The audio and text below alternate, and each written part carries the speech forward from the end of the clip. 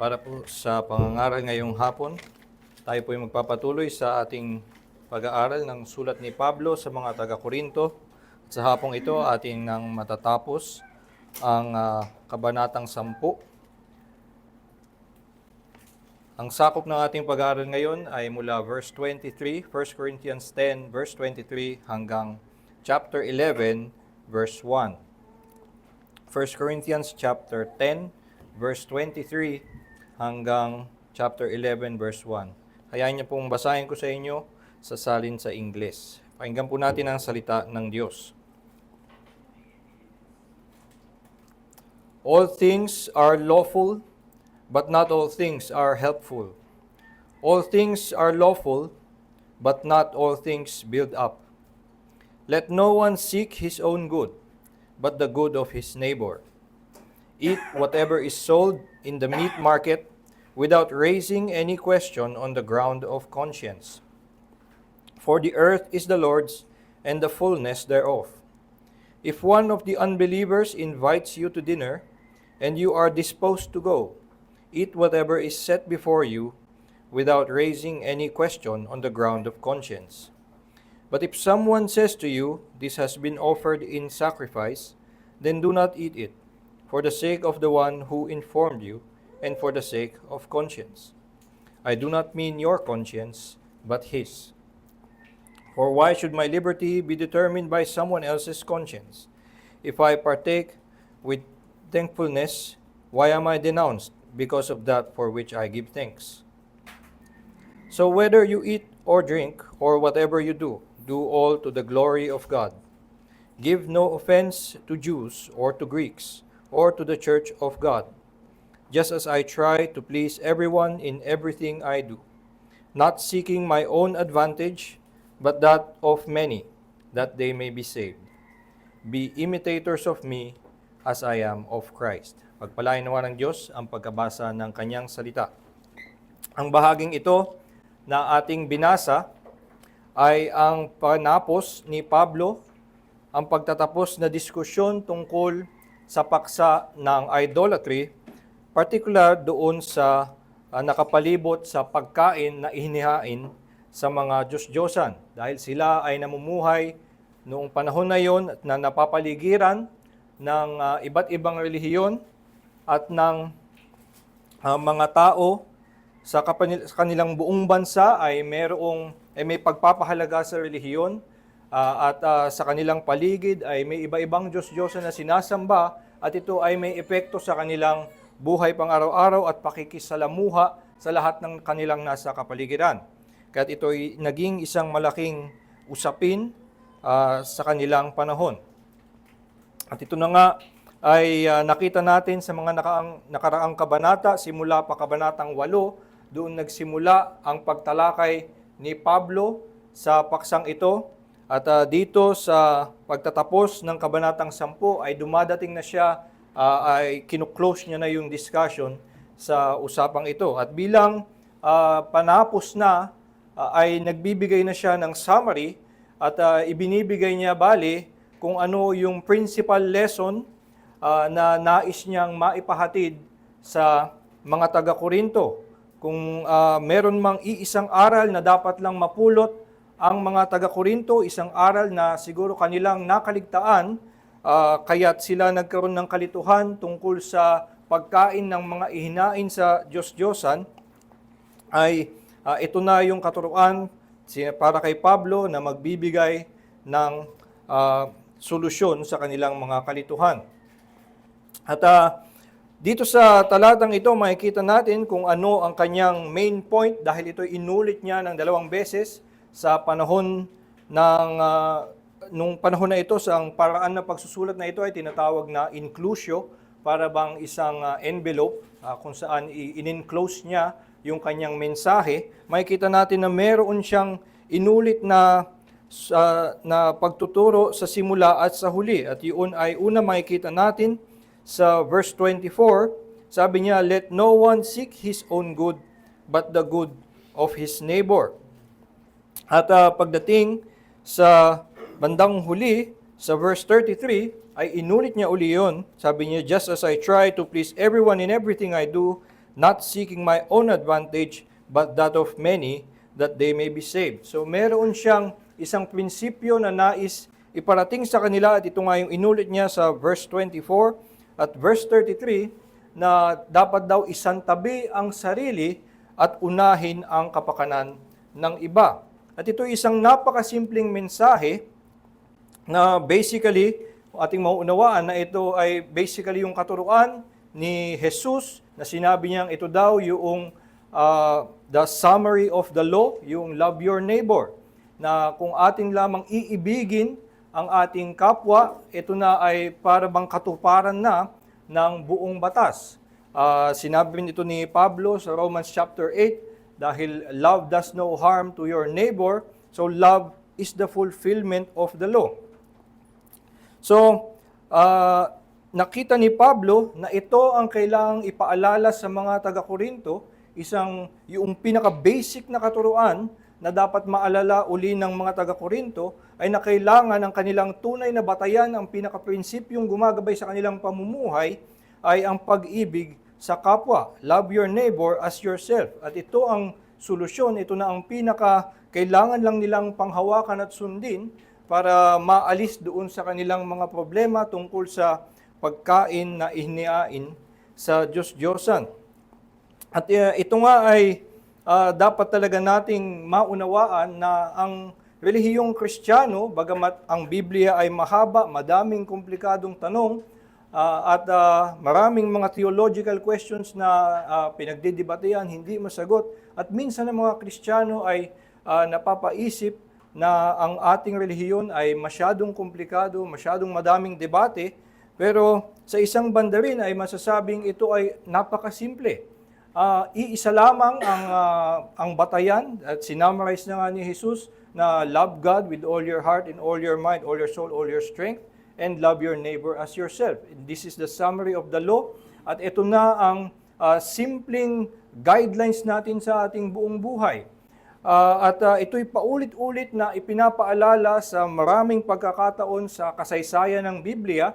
Halimbawa sa Micah chapter 6, verse 8, umaangal ang mga Israelita na sila'y nakatanggap ng kung ano-anong mga pinag-uutos sa kanila, at sinasabi nila, ano bang gagawin namin para kami kalugdan ng Diyos? At sinabi sa kanila, He has told you, O man, what is pleasing, and what has He required of you? At ito nga ang buod din, ay bali lumakad lamang sa harapan ng iyong Diyos. So, do justice, love mercy, and to walk humbly with your God. And that is the prophetic formula for what is basically the summary of the law also, love God and love your neighbor.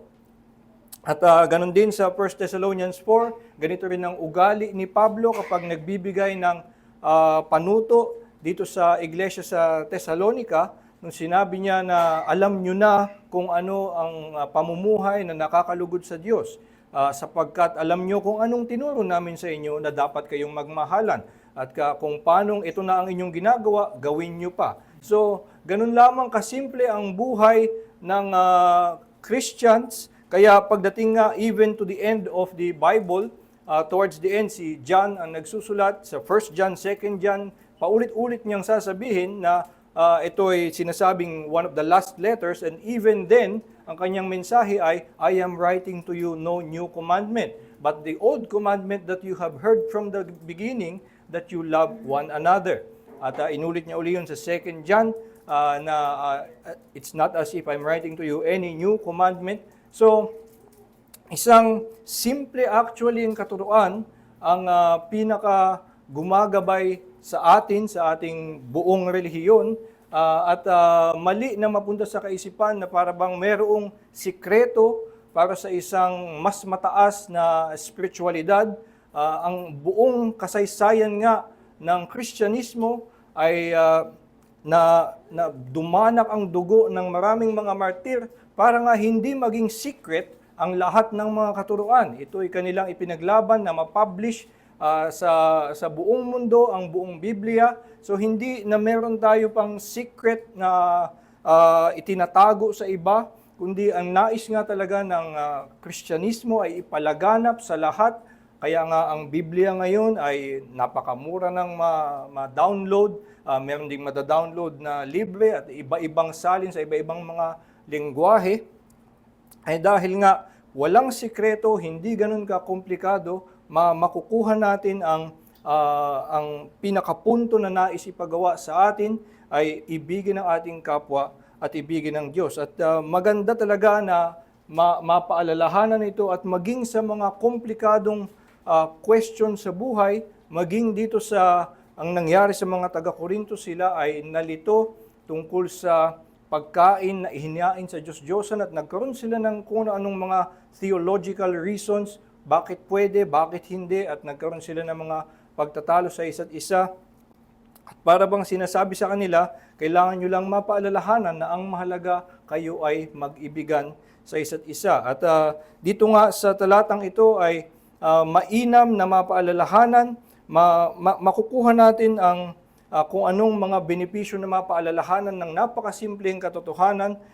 Una, dahil nga ang mga mananampalataya ay madaling malihis kahit dito sa simpleng katotohanan. Ito ang nangyari sa mga taga-Korinto, ay nalihis sila, isang napakasimple at napakalinaw na guideline kung ano ang dapat na kanilang ginagawa, pero napunta nga sila sa komplikadong usapin at debate na walang kinalaman sa pag-ibig. Dito sa verse 23, ay merong sinabi, all things are lawful, at makikita nyo sa inyong mga Bible kung ito ay mas bago-bago na, ay ito ay naka-quotation marks. Kasi ito ay nauunawaan na ito ay isang slogan na nagmula sa mga taga-Korinto.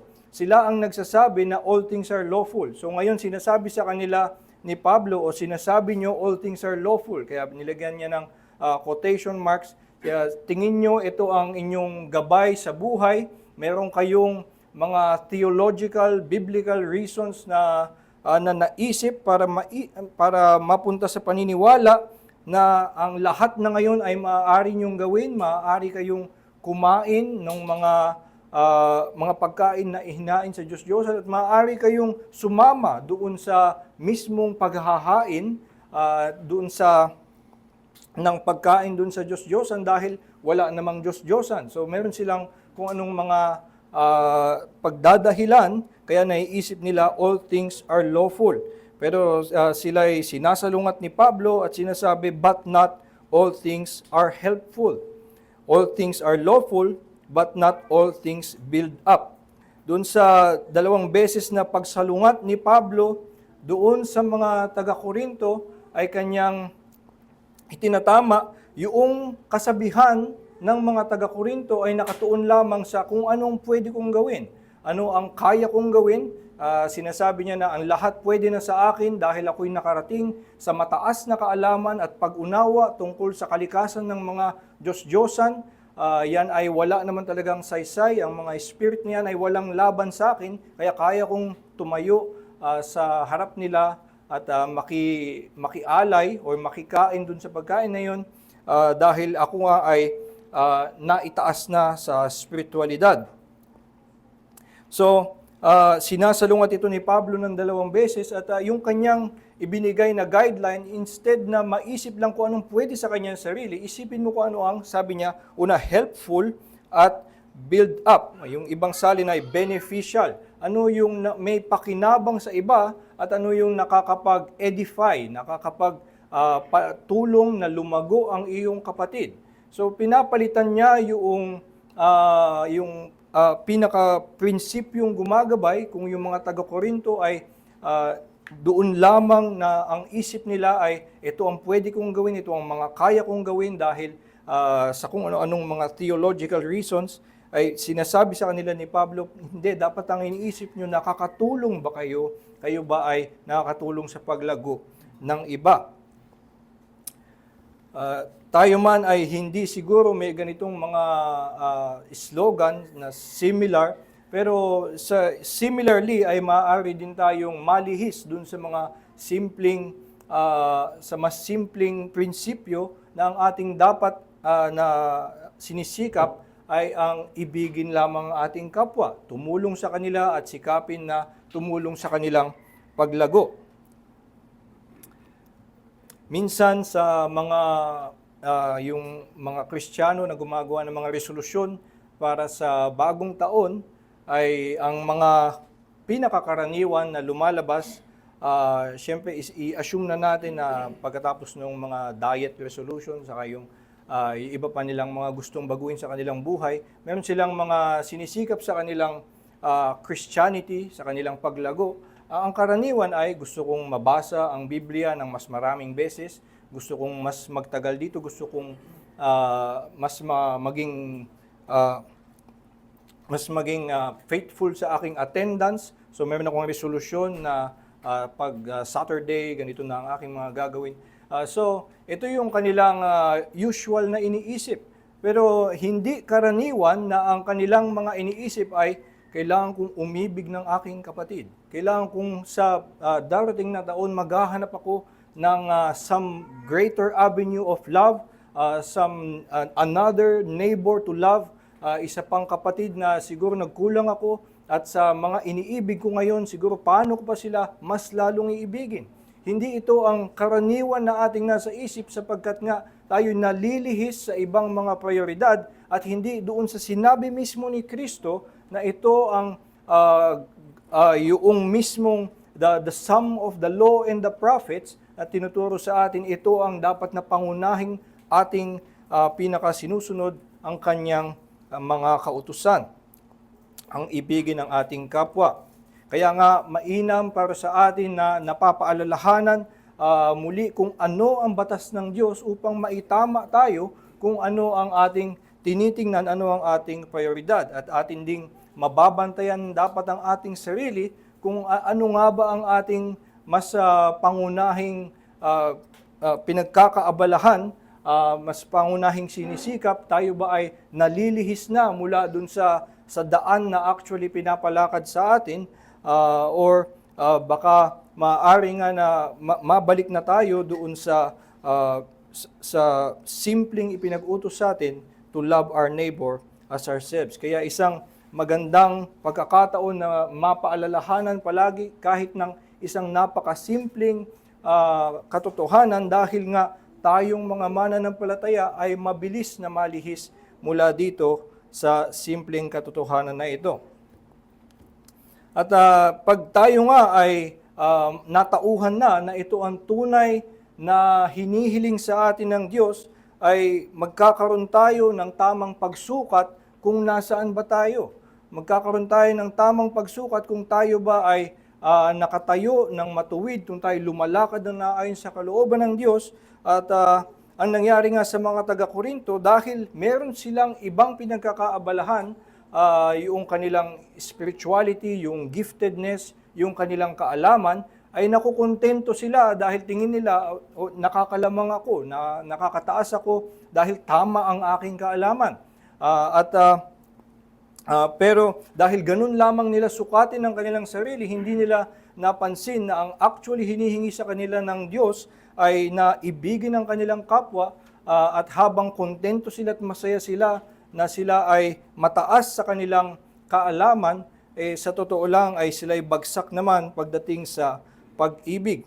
Kaya yung pangalawang kapakinabangan na mapaalalahanan palagi ng simpleng pagtuturo ng pag-ibig ng Diyos ay na tayo nga ay tamang masukat ang ating sarili kung ano talaga ang ating kasalukuyang kalagayan. Dito sa verse 25 to 30 ay inilalahad ni Pablo kung ano nga ang itsura ng uunahin mo ang iyong kapwa at isasantabi mo ang iyong sarili. Sabi niya sa verse 25, isang particular na example doon sa kanilang particular na kalagayan, eat whatever is sold in the market without raising any question on the ground of conscience. For the earth is the Lord and the fullness thereof. So, sa isang banda ay para bang nagbibigay si Pablo ng pagsang-ayon sa mga taga-Korinto na totoo nga na mayroong kalayaan ang mga mananampalataya na kumain ng kahit anong ibinibenta doon sa palengke, nang hindi na daw kailangang magduda pa kung saan ba ito nanggaling. Dahil nga marami sa paligid nila, yung mga karning binibenta ay probably nanggaling doon sa temple sacrifice. So, kung mag-iisip pa ba sila, naiiwasan ko kung ano yung mga isinacrifice o hindi, masyadong masalimuot na buhay yon. At sinasabi ni Pablo na tama naman, nagbigay pa siya ng isang citation from Psalm 24 verse 1, "For the earth is the Lord's and the fullness thereof." Yun ay mula nga sa Psalm 24 at parang sinasabi niya na dahil nga ang lahat naman yan ay nasa Diyos, kinikilala mong Diyos at ikaw ay anak ng Diyos, dapat malaya ka na tanggapin ang mga yan at ipagpasalamat mo yan. Yun lang mga sinasabi sa verse 29b. Why should my liberty be determined by someone else's conscience? If I partake with thankfulness, why am I denounced because of that for which I give thanks? Maaaring tanggapin niya na iyon with thankfulness, tulad ng sinasabi sa 1 Timothy chapter 4 verse 3, na ang lahat ng bagay ay nilikha ng Diyos and it is good if it is received with thanksgiving.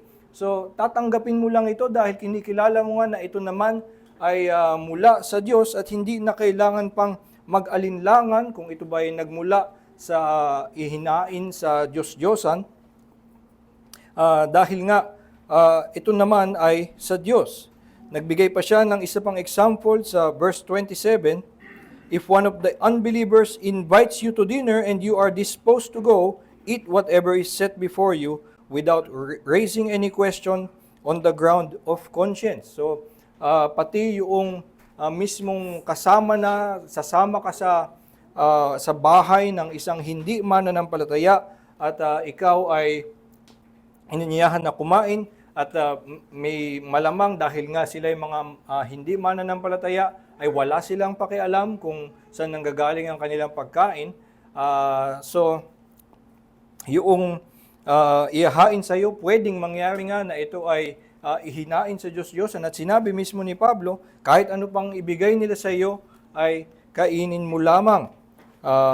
Galing rin ito doon sa verse 26, dahil nga the earth is the Lord's and the fullness thereof. Dahil ang lahat naman ay sa Diyos, hindi mo kailangang mag-alinlangan sa kung ano man ang makita mo. Lahat yan ay nilikha ng Diyos para sa iyo at maaari mong tanggapin ng may pasasalamat. So, ang nangyari sa mga taga-Korinto, sila ay nakontento doon sa kalayaan na meron sila, na merong kalayaan na kumain ng kahit ano, at meron din sila sigurong pagmamalaki na meron silang theological basis o biblical basis, yung Psalm 24:1. At dito sila tumitigil lamang sa kanilang pag-iisip kung paano ba ang haharapin itong sitwasyon na ikaw ay kakain ng karne kasama ng mga hindi mananampalataya. Ang iniisip lamang nila ay alam ko naman na ito ay galing lang sa Diyos at meron akong biblical basis. Tapos contento na sila doon. Pero sinasabi sa kanila ni Pablo ngayon at pinapaalala sa kanila na hindi tayo dapat tumigil doon lamang sa iyong sariling karapatan. At sinabi niya, pero kung sino man, or if someone says to you, this has been offered in sacrifice, then do not eat it, for the sake of the one who informed you, and for the sake of conscience. I do not mean your conscience, but his. So iisipin mo yung kapakanan ng isang tao na kahit na meron kang isang solid theological proof para masabing meron akong karapatan na kainin yan for the sake of someone who may have concerns about the source of the food, isantabi mo na ang iyong karapatan. Ano pa man ang dahilan kung bakit niya ito sinabi. Bilang background lamang, isa ito sa mga may pinakamahabang comments palagi, ang lahat ng commentary, para i-interpret itong verse 28. Dahil hindi siguro natin naiisip kung binasa lang natin na mabilis, pero maraming iba-ibang pwedeng maging interpretasyon depende kung sinong tingin nating nagsabi niyan. Sinong tingin nating magsasabi sa isang mananampalataya na yung pagkain ay ay hinain. Ang karaniwan, sa pagkakaalam ko, ang karaniwan na naiisip usually ng mga tao pag nabasa nila na sinabi, someone says to you, this has been offered in sacrifice, ito ay ang usual naiisip, probably another Christian na weak Christian, yun ang tawag, weak Christian na hindi pa ganun ka maalam tungkol sa kanyang freedom. So, hindi pa siya ganun ka-sure tungkol sa kanyang freedom, kaya sasabihin niya doon sa kasamang mananampalataya, in-offer yan sa sacrifice to an idol. Yun karanasan, so for the sake of that brother who is bothered, sige, wag na natin kainin. Pero actually, that is unlikely, kasi nga, ba't siya sumama doon sa kainan with an unbeliever? So, hindi yun likely na isang weak brother ay sumama doon sa meal. Ang mas pinaniniwalaan ng marami ay yung unbeliever, yung mismong unbeliever na host ay sasabihin sa kanila na this was offered to a idol. Tapos, ang magiging interpretasyon ngayon, bakit sinabi, ay gustong malaman ng unbeliever kung kakain ba yung mga Kristiyano. Ganun ang isang usual na interpretation. At isa pa, ay pwedeng medyo baligtad ang dating, ang mag-i-inform ay isang kasama na isang mayabang na taga-Korinto. At sasabihin ay, ito, in-offer yan sa idol, kainin natin. Parang ganun ang ibig sabihin. Dahil malaya naman tayo, in-offer yan sa idol. Tara, ipakita natin na kaya natin kumain ng ganyan. So, dahil nga napakagulo ng usapan tungkol dito, sa totoo lang, ay pareho pa rin ng konklusyon, kahit sino pa man sa mga yon ang nagsabi, ay dapat ay tayo bilang ang ating gabay ay pag-ibig, ay ang iniisip natin ay ang kanilang kapakanan, tayo ay mag-abstain na lang kahit ano pa man ang concern ng taong nagsabi sa iyo. Kung may isang unbeliever na para bang sinusubok ka kung ikaw ba ay kakain, or yung unbeliever ay baka magkaroon ng kalituhan tungkol sa stand ng mga Kristiyano tungkol sa idolatry, magiging nalalagyan ng kahit anong spiritual significance yung pagkain, mainam na huwag kang kumain for his sake para hindi siya malito kung sino ba ang Diyos-Diyosan, dahil nga siya kulang sa pag-unawa. So magandang iwasan mo. Kung merong isang nagmamalaki, gustong ipakita ang kanyang kalayaan, kaya sinabi sa iyo, alam mo ba, ihinain yan sa Diyos-Diyosan. Kaya tara, pakita natin na tayo malaya. Ganun pa rin ang kay Pablo. Para wag mo siyang i-encourage sa kanyang pagmamalaki at hindi siya mahumaling dito sa ipagyabang ang kanyang kalayaan, mag-abstain ka na lang. At kung pwede nga nangyari na merong bumulong sa kanila na isang believer na kasama nila na nababother na kumain ng isang food sacrifice to idol, ay kailangan mo ring isipin ang kanyang kapakanan dahil nga siya ay masasaktan, malilito, at baka maligaw. Kaya kung ang ating gabay ay yung pag-ibig sa kapwa, meron ka mang matibay na pag-unawa, matibay na depensa theologically na pwede kang kumain, isang tabi mo na ang iyong karapatan just for his sake, para sa kanyang ikatatama, para sa kanyang ikabubuti. Hindi necessarily na wag lang masaktan ng kanyang feelings. Kasi nga, sa totoo lang, kung yung unbeliever ang yung nagsabi at tumanggi ka ngayon sa kanyang pagkain, ay baka masaktan mo ang kanyang feelings. Dahil nga in-invite ka niya pero ayaw mo ngayong kainin yung kanyang pagkain. Pero mainam na para sa isang mananampalataya na sa ganung pagkakataon ay manindigan at ipakita na meron nga tayong pinapahalagahan at maturuan ang kapwa na iyon na hindi siya malihis sa kanyang pag-unawa sa tunay na Diyos. Isa nga sa mga naging sakit ng ulo ng mga doktor ay nung nagkalat ang impormasyon sa internet at ang mga tao ay nag-diagnose na lang ng kanilang sarili. At dahil doon, lumaganap nga na ang mga tao ay laging nagda-diagnose ng kanilang sarili at nagbibigay din ng gamot sa kanilang sarili. At ito'y nagdudulot ng sakit ng ulo sa mga doktor dahil pagdating sa kanila ay kung ano-anong mga pagkakamali ang nagawa nila nung mga pasyente na hindi nakatulong sa kanilang kalagayan.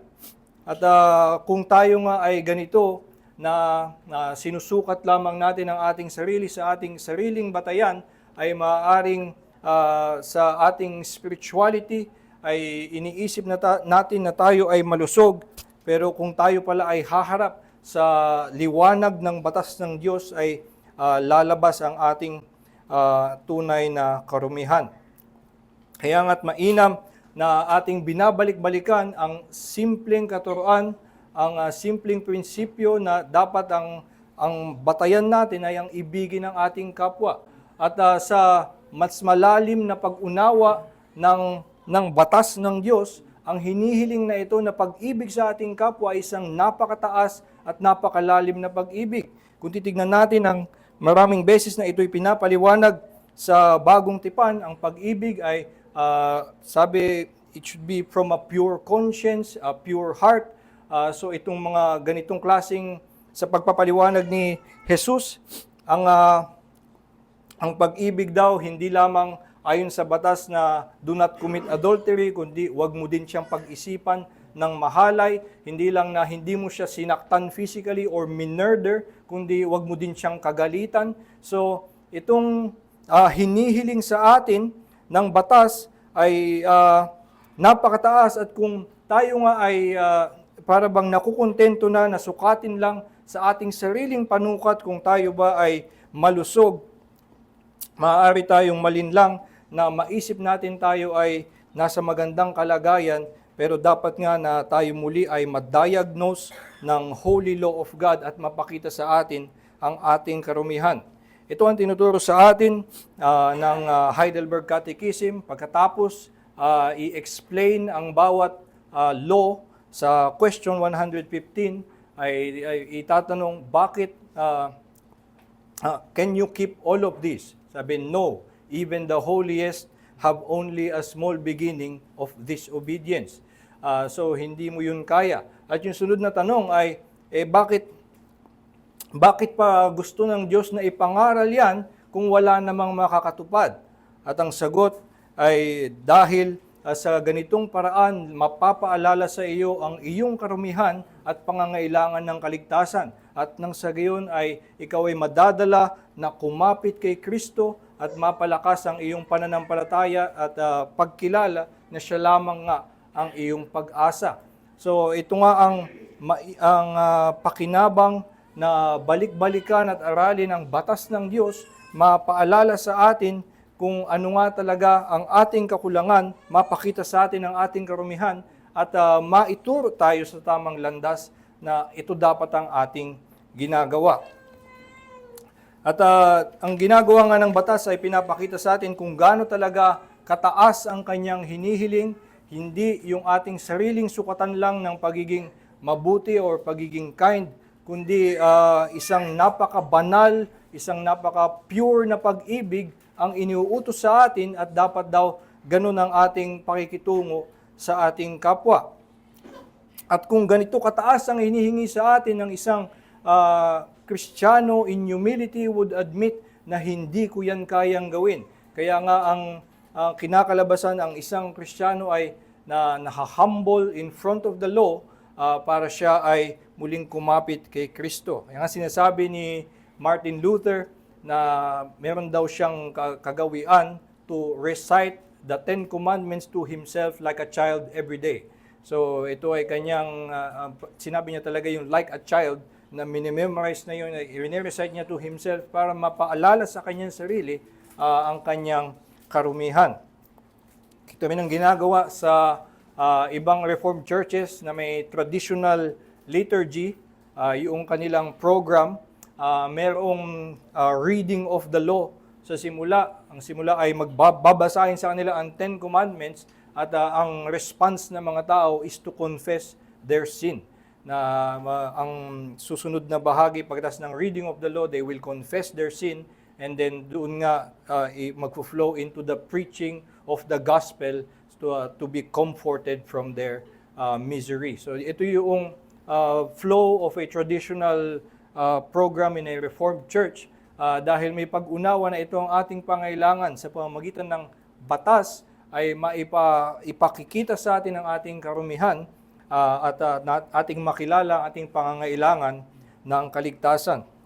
Or maliban nga doon, ang batas ay itinatama tayo, ituturo sa atin kung saan tayo dapat papunta, at itong mga taga-Korinto ay binibigyan nga ni Pablo ng direksyon. Dito kayo pumunta instead na magyabang lang sa inyong kaalaman, makontento lamang sa inyong kalayaan at yun lamang inyong panghawakan. Ang isipin nyo dapat ay kayo ba'y nakakatulong sa kanilang paglago, kayo ba'y umiibig ng inyong kapatid, at isasantabi nyo ang inyong sariling karapatan at iisipin nyo ang kanilang kapakanan. At itong ganitong klaseng puso at ugali ay hindi likas sa tao, kaya't nga napakahirap.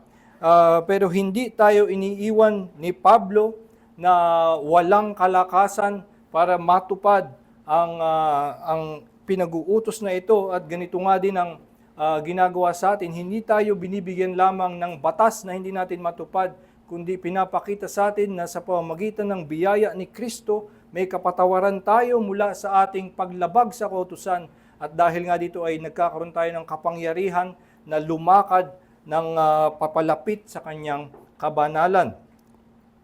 Itong makikita natin sa huling bahagi ng ating talata, kilala sa talatang ito, sa yung verse 31 at yung chapter 11 verse 1. Ito ay mga sikat na memory verse. Verse 31, whether you eat or drink or whatever you do, do all to the glory of God.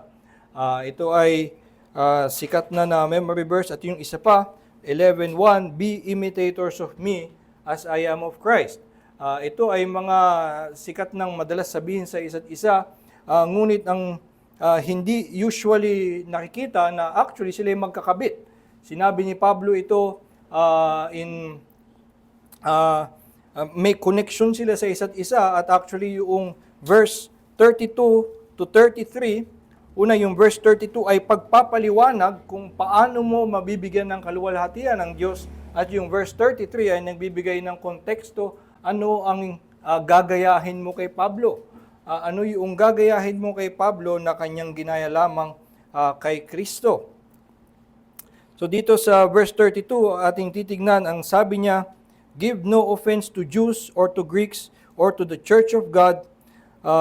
At ito yung parang paliwanag ni Pablo, ano yung itsura ng gagawin nyo to whatever you do, whether you eat or drink, do all to the glory of God. Ang gagawin mo, kahit sino pa man ang to Jews or Greeks or to the church of God.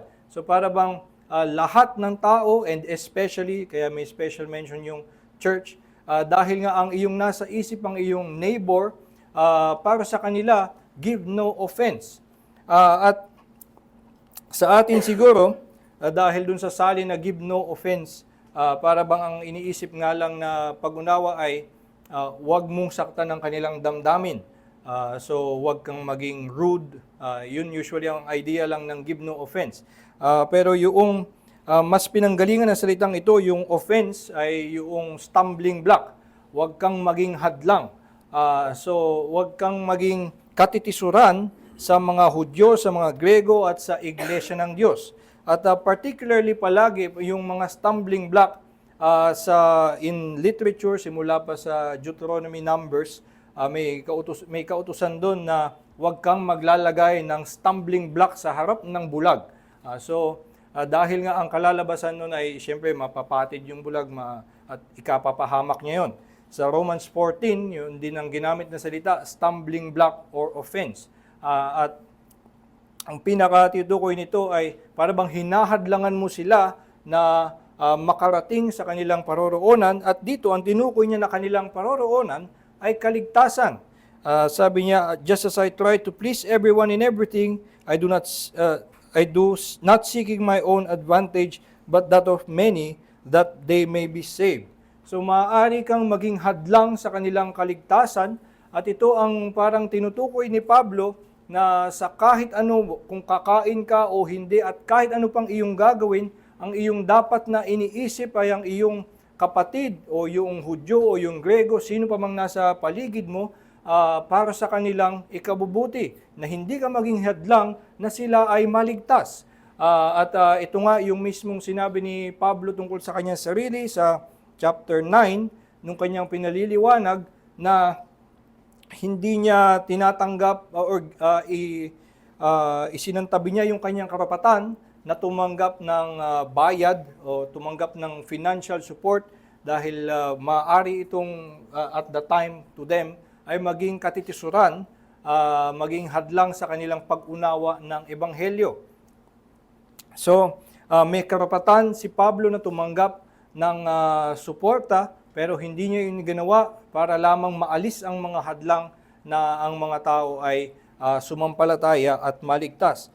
So, ito nga ay nagpapakita na dapat ang ating pag-iisip tungkol sa glorifying God ay hindi lamang na para bang pag-iisip kasi yung whether you eat or drink or do all to the glory of God ay para bang kapag kakain ka, be very spiritual.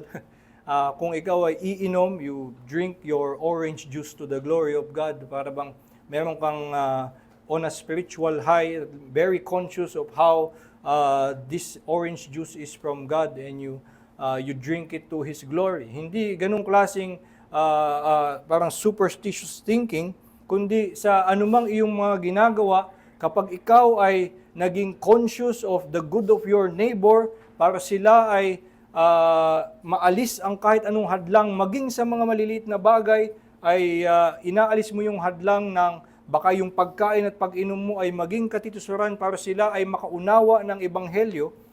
Yun ang iyong gagawa ng paraan para sila nga ay maligtas, at sa ganung paraan naluwalhati ang Diyos. So ito ang yung konteksto noong whether you eat or drink, whatever you do, ano pa man ang iyong gagawin, kapag iisipin mo ang kapakanan ng iba, sila man ay mananampalataya o hindi, Hudyo, Grego, ano pa man ang ibang background, meron silang religious background tulad ng Jew or mga Greek na may mga philosophical background, ano pa man ang kanilang pinanggagalingan, alisin mo ang pwedeng maging hadlang para sila makaunawa ng ebanghelyo at sila'y maligtas, at sa ganitong paraan ay maluluwalhati ang Diyos.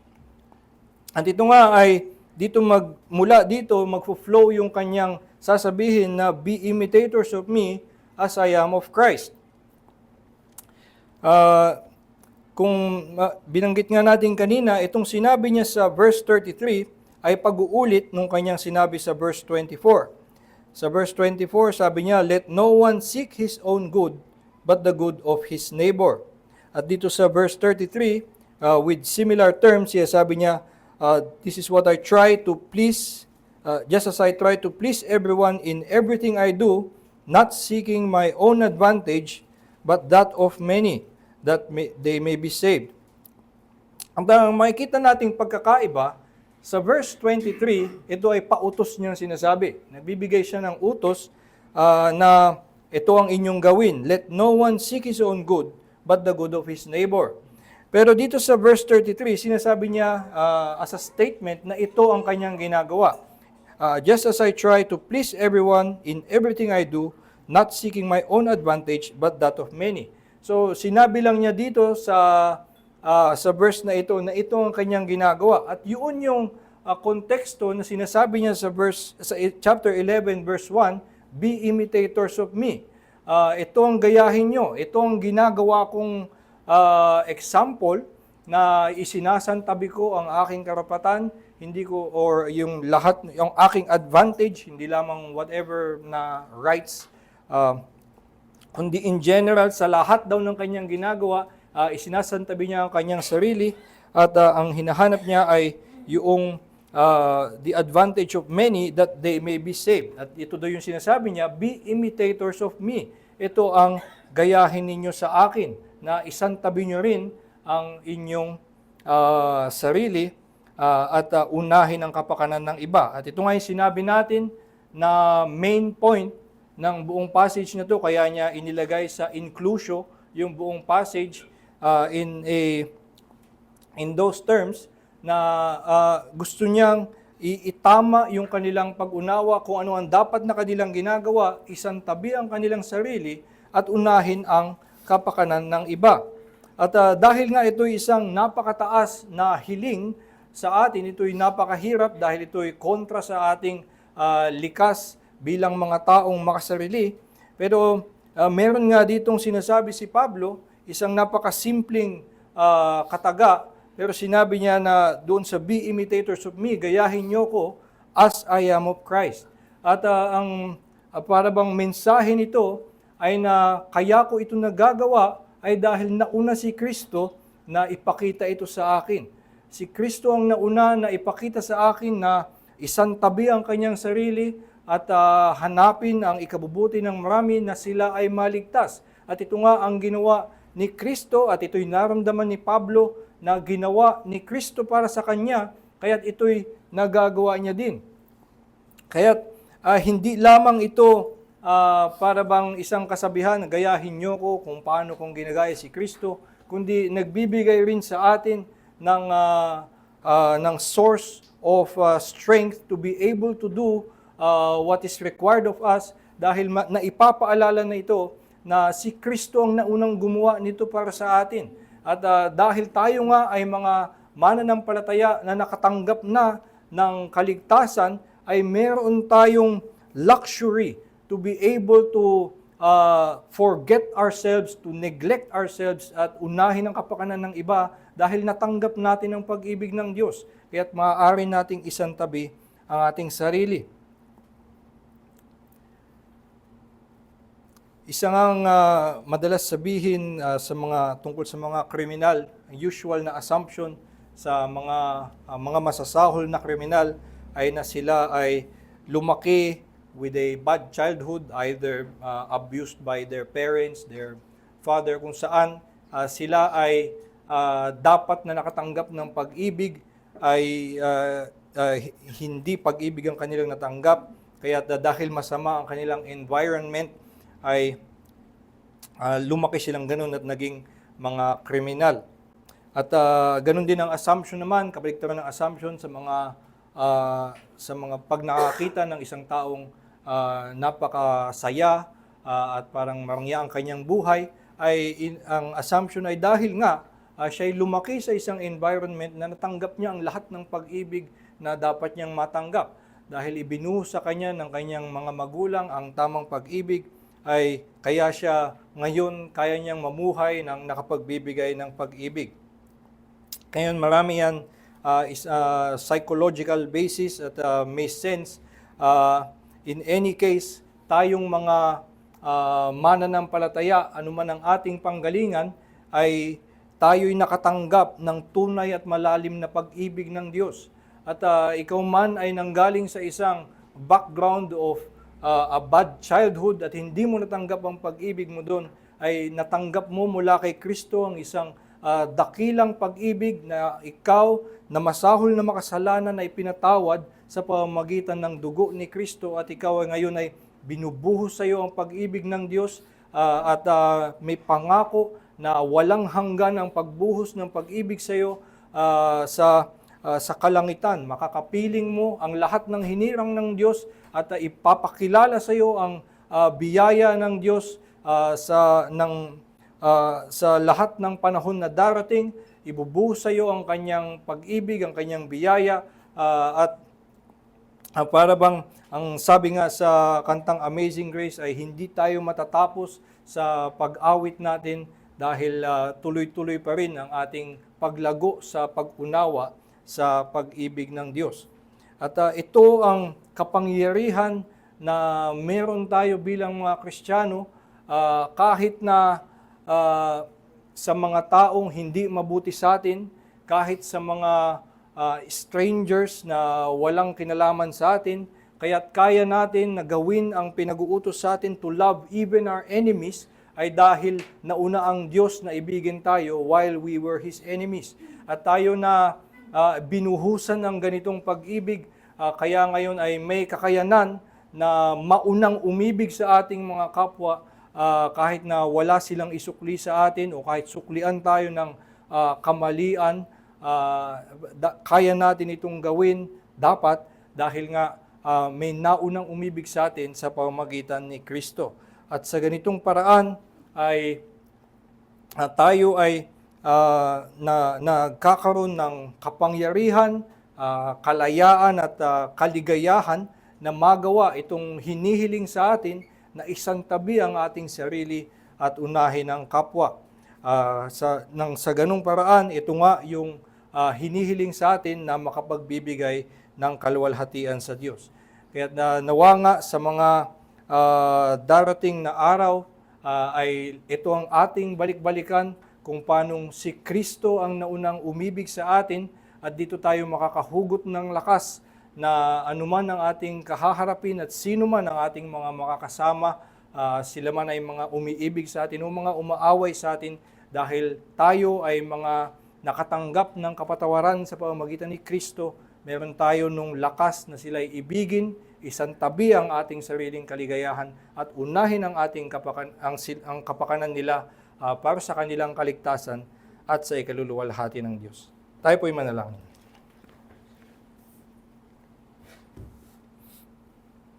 Ama naming Diyos, kami nagpapasalamat sa inyong salita na nagtatama nga sa amin. Kami na mga madaling malihis mula sa iyong simpleng katuroan. Salamat, Panginoon, sa inyong salita na nagpapaalala sa amin na ang hinihiling niyo lamang ay ang ibigin ka at ibigin ang aming kapwa. Nawa nga, Panginoon, ay ang iyong salita ang laging aming pinagbabatayan ng kung paano lumakad sa iyong harapan, nang sa gayon ay hindi namin maisip na kami lumalakad habang kami pala'y naliligaw. Hindi namin maisip na kami malusog habang kami pala ay nanghihina.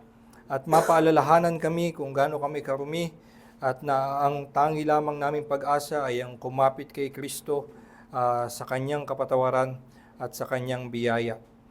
Tulungan niyo nga kami, Panginoon, na sa lahat ng aming mga araw ay laging maalala ang tunay naming kalagayan, nang sa gayon ay lagi kaming lumakad lamang sa pananampalataya at tumingin lamang kay Kristo sa biyaya na ipinagkakaloob mo sa pamamagitan ni Kristo, at nang sa gayon ay lagi naming makita na ikaw na nga ang naunang umibig sa amin, ikaw ang nagpatawad sa amin, at kaya't kami ay may kakayanan, kalayaan at kaligayahan na umibig sa aming mga kapwa, sino man sila, sila man ay mga umaaway sa amin, sumasalungat sa amin, dahil ikaw ang naunang umibig sa amin, maaari na rin kaming maunang umibig sa kanila.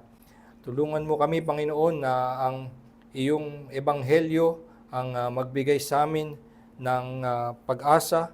Nawa nga ay hindi kami malayo sa katotohanan ito at hindi ito matabunan ng mga kasinungalingan ng mundo o ng iba pang mga distraction ng mundo na malihis lang kami sa katotohanan ito ay nawawala ang aming pag-asa, nawawala ang aming lakas. Kaya samahan nyo kami at sa pamamagitan ng inyong salita ay ilapat nyo kami sa katotohanan ito, nang sa gayon kami ay makalakad sa mga darating na araw ng may kaligayahan nga sa iyong harapan. Dalangin namin sa natitira pang oras sa araw na ito na patuloy niyo pa kaming bigyan ng kapahingahan upang ang mapalakas ang aming mga puso at kaluluwa, na ang aming pananampalataya ay naging nakasalalay lamang sa iyo at maitanim namin ang aming pag-asa sa pundasyon ni Kristo at kami ay hindi maalis dito. Ito po aming dalangin sa Panginoon Jesus. Amen.